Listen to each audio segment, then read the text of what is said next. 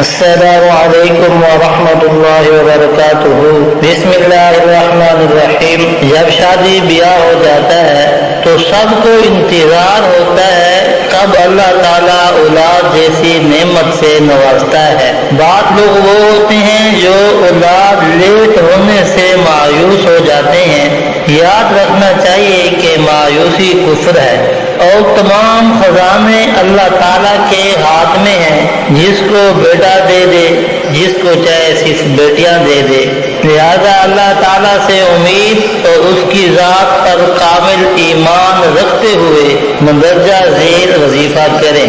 بے اولاد مرد 7 نفل روزے رکھے اور روزانہ افطار کا وقت جب قریب ہو تو یا مصور 21 بار پڑھے اور پانی پر دم کر کے بیوی کو پلا دے۔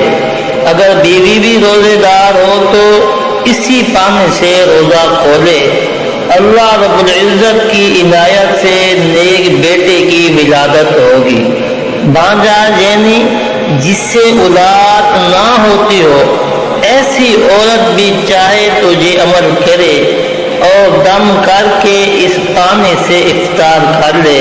چاہیں تو دونوں میاں بیوی الگ الگ اوقات میں یہ عمل کر سکتے ہیں۔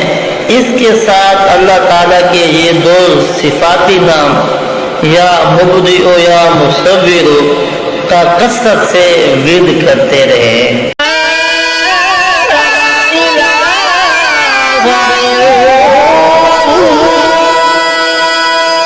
واہ